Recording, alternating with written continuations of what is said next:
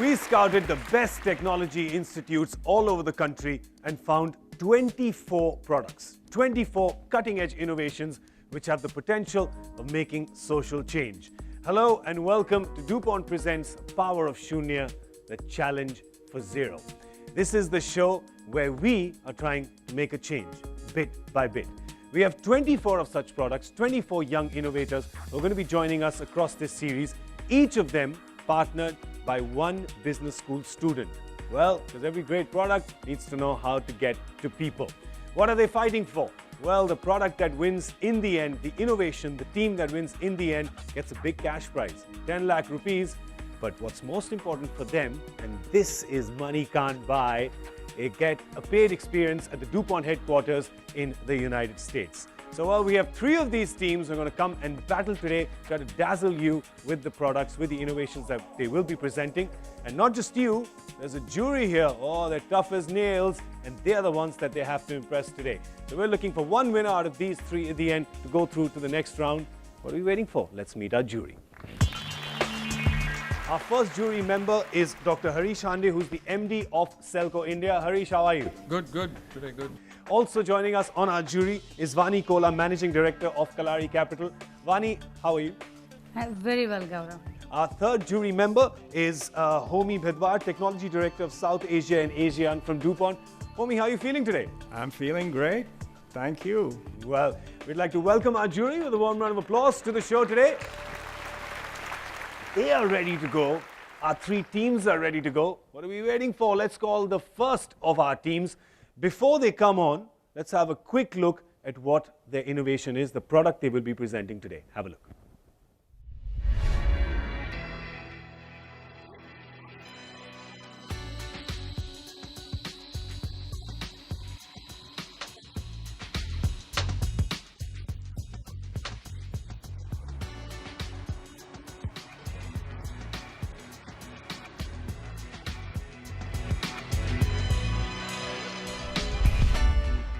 Presenting their project Green Power, please welcome Sandeep Vedanti and Pradeep Marfatia.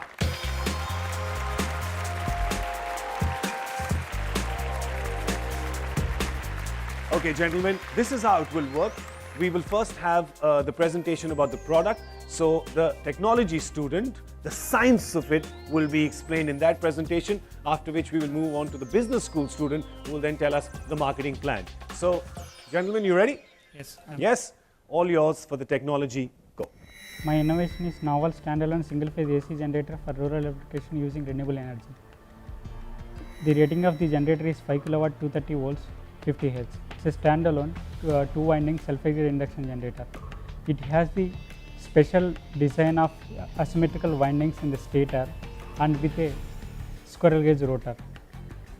The generator generates the electricity and to energize the local loads in the rural or remote places where the scope of renewable energy sources are available like wind, microhydro and bioenergy.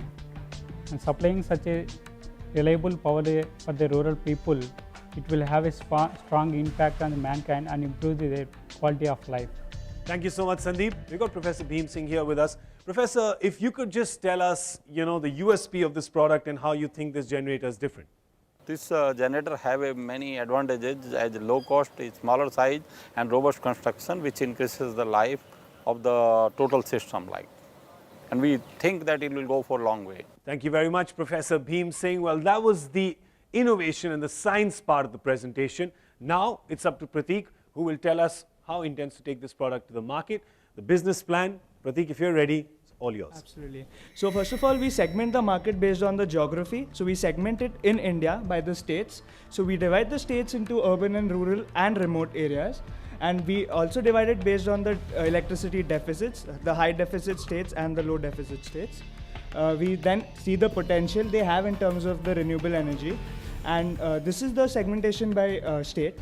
We also segment it based on the behavioral patterns in terms of the household use and the agricultural use. And then we finally target the segments which have the states which have a high deficit in terms of electricity and high renewable energy potential.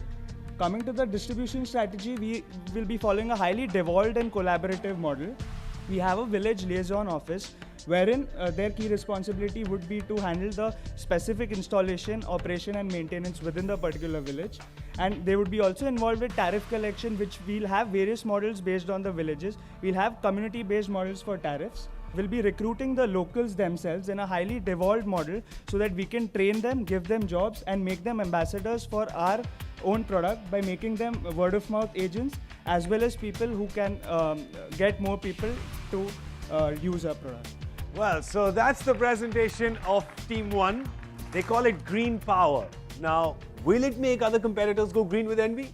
Did their presentation have power? It's up to our judges to decide. Judges, any questions for our team?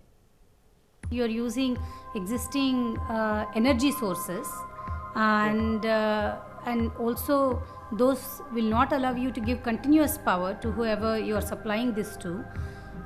So it's intermittent based on hydro or wind availability. So how is this really practical? We have this potential, we have this renewable energy potential in so many places. Like if you see the micro hydro potential in northeast states and Uttarakhand, Himachal and North Karnataka, and wind also in Andhra, Tamil Nadu, Gujarat, and for bio also Andhra, Karna, Gujarat, Chhattisgarh. We have so much of potential of renewable energy. So with this renewable energy sources, we can generate the electricity without emissions. But see, these are different technologies. Biomass, picohydro and small wind are very different technologies. So I would seriously advise you just focus on one, because one itself is a challenge. You said Karnataka has wind, but small wind is a different challenge than large wind. So you're only talking of 5 kilowatts, and so challenges itself is very huge. Just focus on one stream. This has been looked at before. Why do you think people haven't come up with this kind of This model? product we consider to be a versatile product. It can handle 3 different renewable energy sources, and we'll be targeting specific villages based on the potential that they have. So as far as Karnataka is concerned, we'll be starting off with only 15 villages, and we'll be targeting each of them based on the potential that they have. And this is one product which can be used in all the locations based on the best fit available in terms of the renewable power. So that's one advantage that this product has over others, which may probably be not as versatile as this one. Thank you so much, Prateek. Thank you so much, Sandeep. Good presentation. All the best. You can leave now. Thank you so much. Thank you very much. Well, the first of our 3 teams that's going to be competing today. What do teams 2 and 3 have in store for us? We're going to see after a short break. Stay tuned to DuPont Presents The Power of Shunya, the challenge for zero. We'll be right back.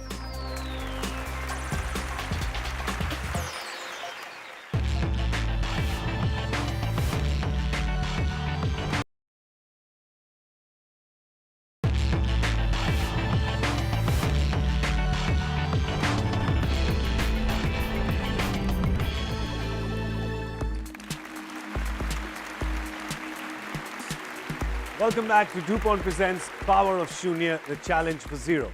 We have 3 teams that are competing today, 3 innovations that are being showcased. Our first team presented green power before the break. It's now time for Team 2. Let's have a look at their innovation first.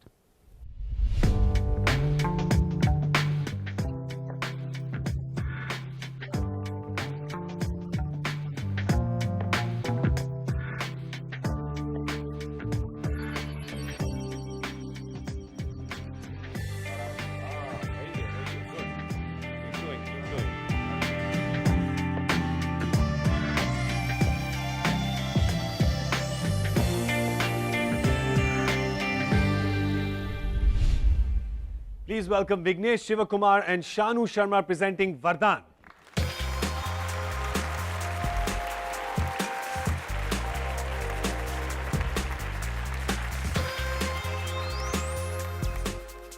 So Shanu, if you're ready, the jury, the floor is all yours.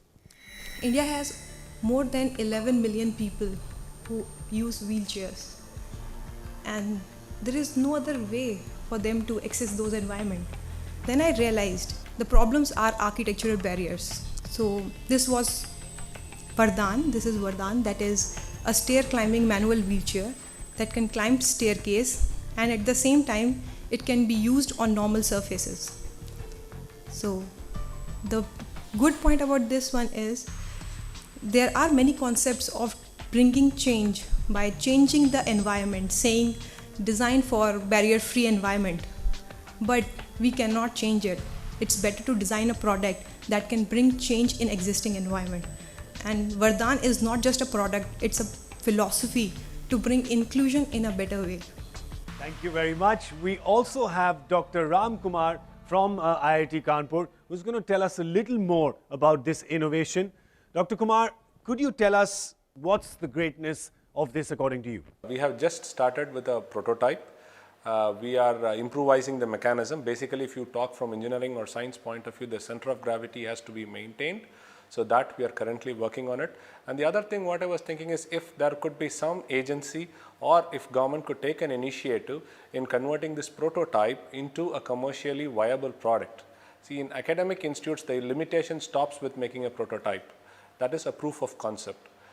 More than that, the academicians cannot do it, so it should be somebody, an NGO or a government should take an initiative in taking it further.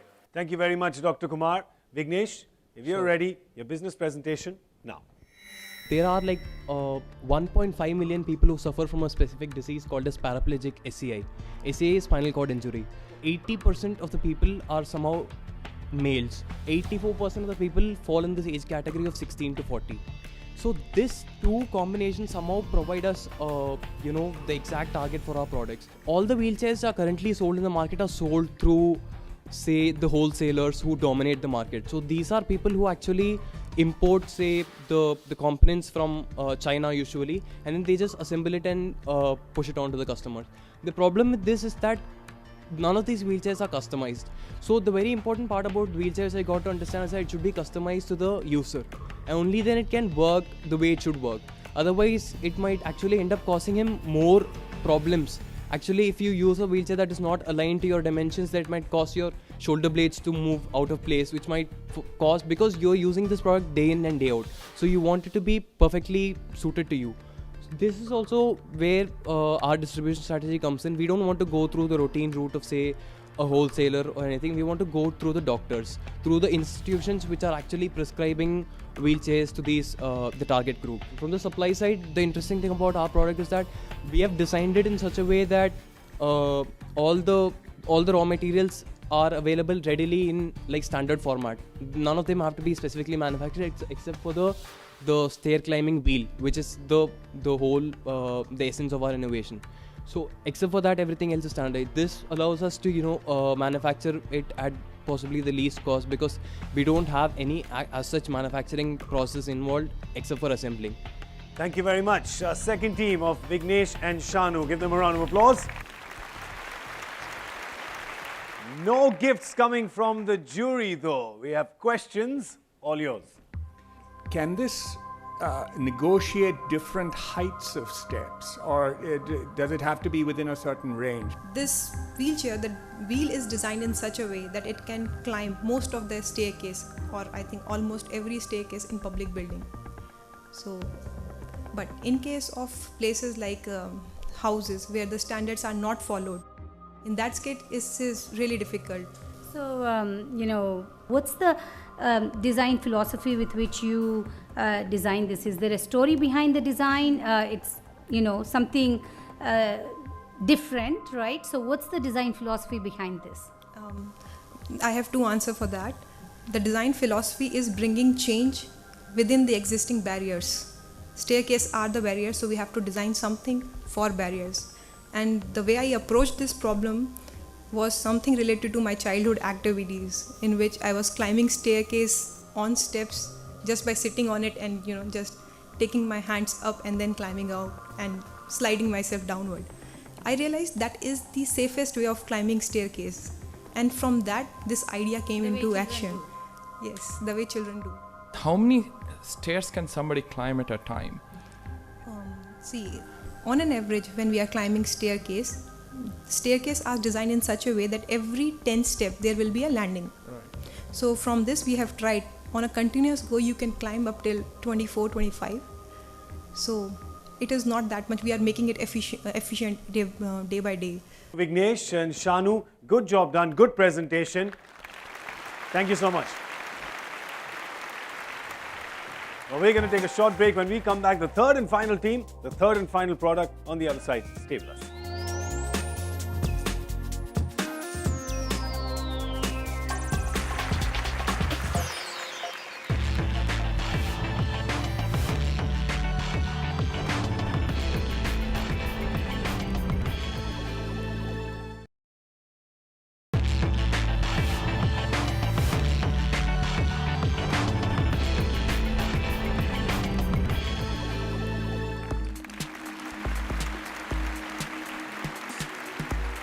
Welcome back to DuPont Presents Power of Shunya, the challenge for zero. 3 teams competing today with 3 innovative products. We've seen 2. It's now time to see the third. Let's have a look.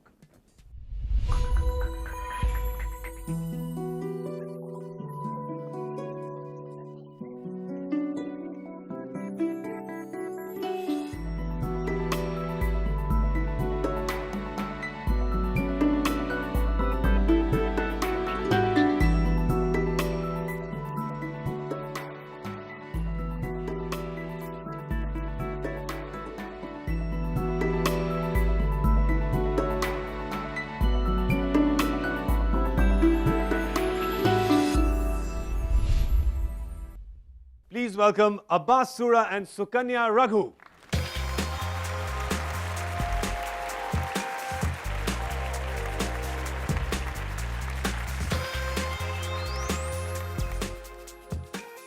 So Sukanya, if you're ready, you can start your presentation now.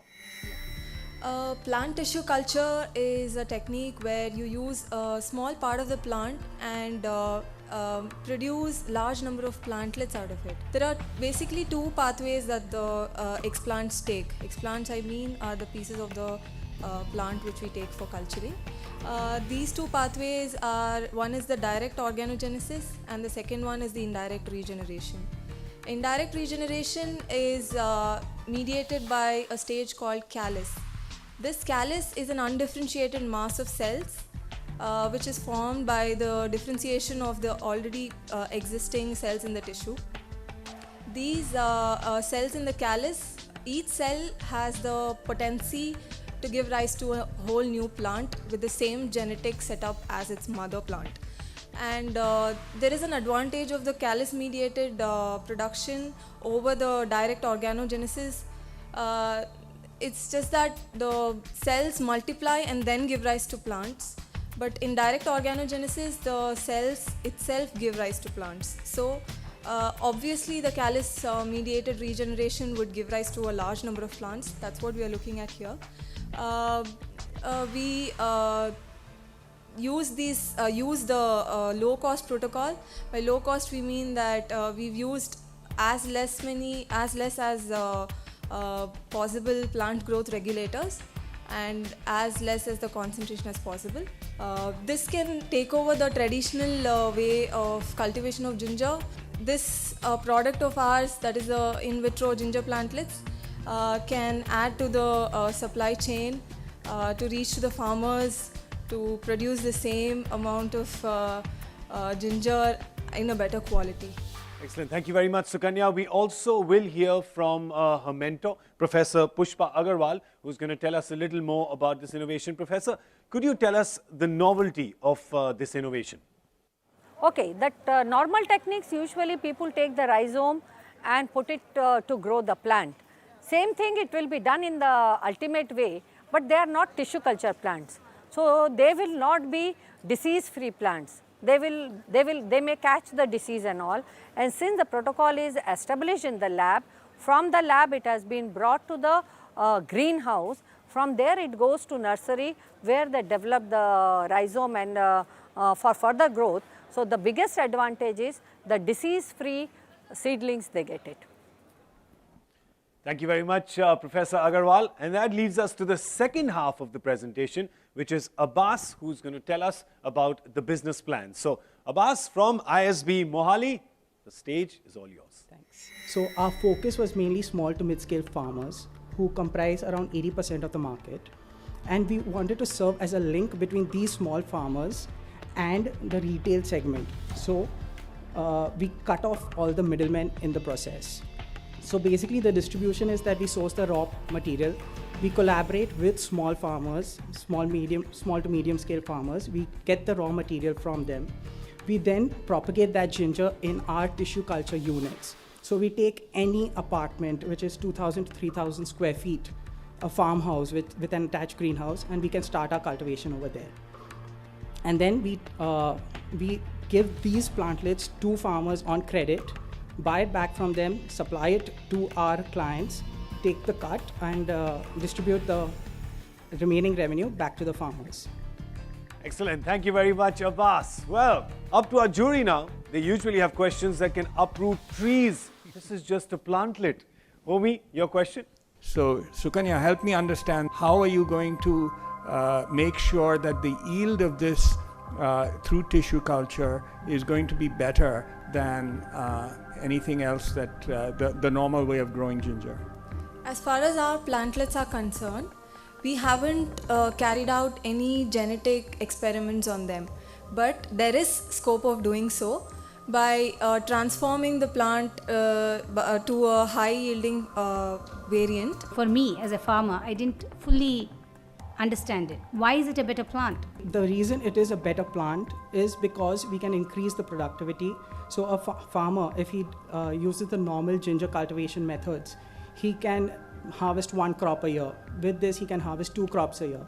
In the normal cultivation methods, half of his crop is lost to diseases. Over here, we are promising them a disease-free plant. So that's our main value proposition. Question to you is, have you involved in your research any time farmers as partners who actually come to you daily and see how the growth is?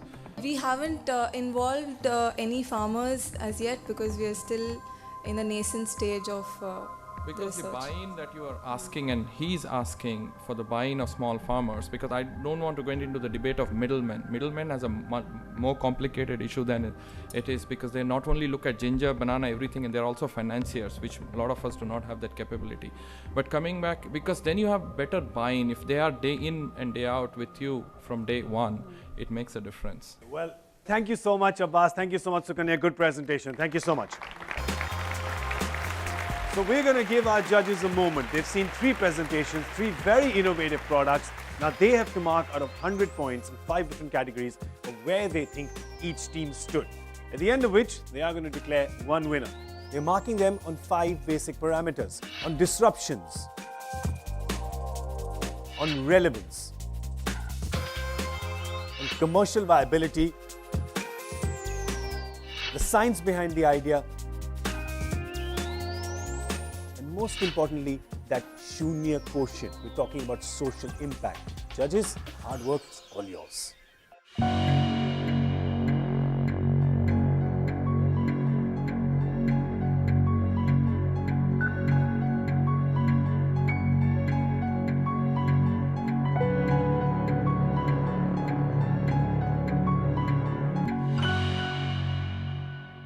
So, well, our judges are done with their deliberation. Let's see who managed to impress them the most today.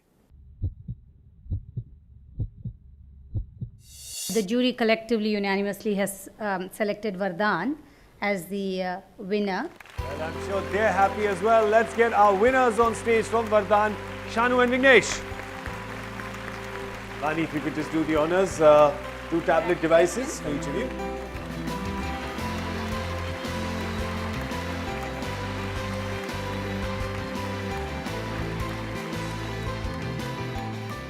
Well, that's all we have time for on this episode of DuPont Presents The Power of Shunya, the Challenge for Zero. We're going to come back in our next episode with 3 more innovative products, 3 more innovations, and 3 more problems for our judges. We'll hope that you join us then. Thanks for watching. Goodbye.